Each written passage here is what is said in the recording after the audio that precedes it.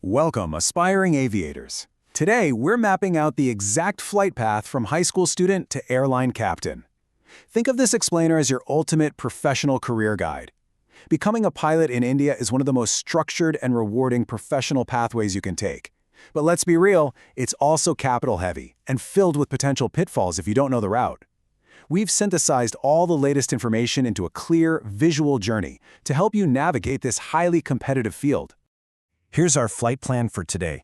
We'll be taking you step by step through 6 crucial phases: eligibility and medicals, ground school and flying, airline readiness, time and costs, career progression, and finally, those common mistakes you absolutely have to avoid. Let's dive right in.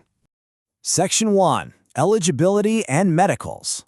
Let's start with your pre-flight checks, the absolute non-negotiable requirements you need just to get your foot in the door. The basic entry-level eligibility starts at 17 years old to begin training, though keep in mind you'll need to be 18 to actually get your commercial pilot license. You're also going to need a 10+2 education with physics and math, plus solid English proficiency. Now, a lot of people panic here, but if you missed physics or math in 12th standard, it's really not the end of the road. You can actually just clear those specific subjects through the National Institute of Open Schooling, or NIOS. It's a perfectly valid, very common route in India. Okay, stop right there. Before you spend a single rupee on flight training, you need to hear this early warning. You absolutely must get your DGCA medical clearance first. Why does this matter so much? Well, we see students bypass this step. They invest lakhs into ground school, and then, bam, they find out they have an underlying condition that disqualifies them entirely. Getting this done first literally prevents massive financial heartbreak later. So you've got 2 hurdles here. Your Class 2 medical is your entry filter. It checks things like your vision, hearing, ECG, BMI, general health. But clearing your Class 1 medical early, that is absolutely crucial.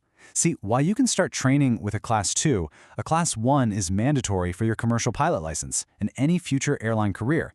Basically, without a Class 1 medical, an airline job is just impossible. So do yourself a huge favor and get both out of the way immediately. Moving on to Section 2. Ground School and Flying. All right, with your medicals cleared and your DGCA computer number secured, which is basically your permanent student aviation ID, it's time to taxi onto the runway with actual training. You don't just jump into a cockpit and wing it, right? You'll tackle rigorous aviation ground subjects like air navigation, meteorology, and air regulations, typically right alongside your flying. Chronologically, you start by earning your student pilot license, or SPL. Then you hit your first real milestone, the private pilot license, or PPL. And finally, after logging a minimum of 200 total flying hours, you earn that highly coveted commercial pilot license, or CPL. Now those 200 hours are spent at a DGCA-approved flying training organization, or FTO. Yes, this is the most expensive part of your training, but it's where the magic happens. You're going to master vital skills, everything from standard pre-flight checks and basic taxiing to the absolute thrill of your very first solo flight.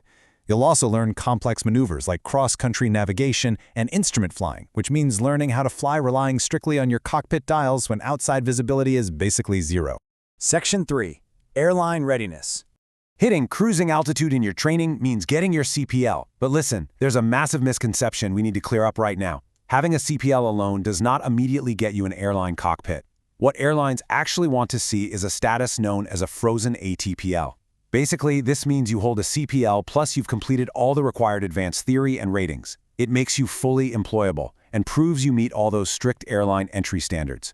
You can join as a first officer with a frozen ATPL, and your full airline transport pilot license will officially unfreeze later on, once you've gained enough line experience and flight hours.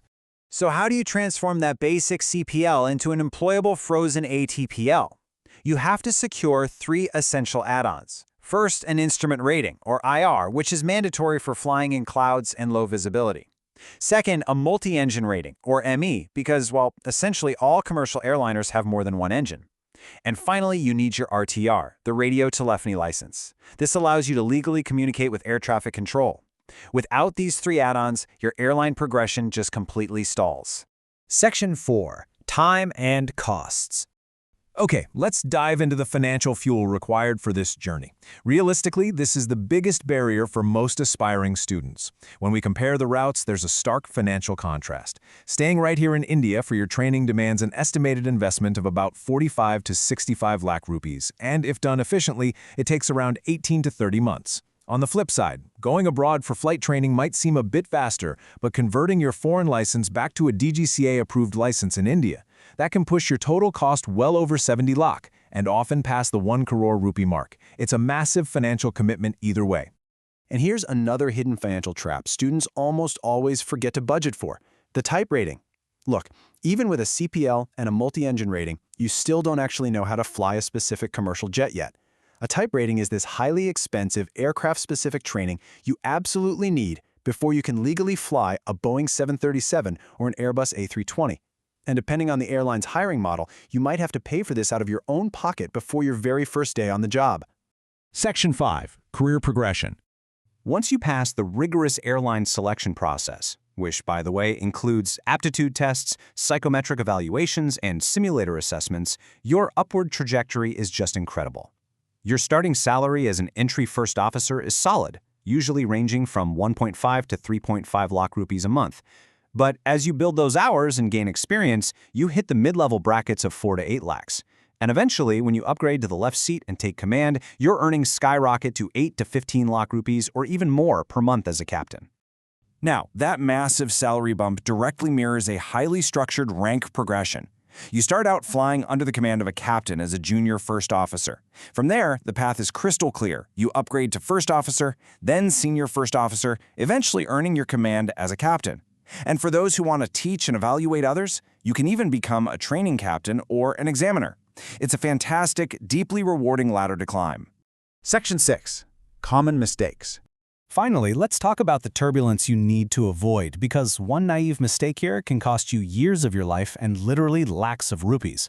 The absolute biggest traps? Starting without a medical clearance, or choosing a flying school just because it's cheap, only to discover their aircraft are constantly broken down. That leads to severely underestimating weather and maintenance delays, which can turn an 18-month program into a 42-month nightmare. Also, completely failing to budget for your type rating and assuming a basic CPL just automatically guarantees an airline job. These mistakes will literally leave you stranded at the finish line. The journey from zero experience to the airline cockpit is absolutely achievable. But as you can probably tell by now, it's a capital-heavy, highly structured path that demands relentless dedication. It really all comes down to being informed and prepared. Which leaves us with one final, very important question to ask yourself today. Do you have the discipline, the budget, and the early medical readiness to navigate this real flight path to the captain's seat?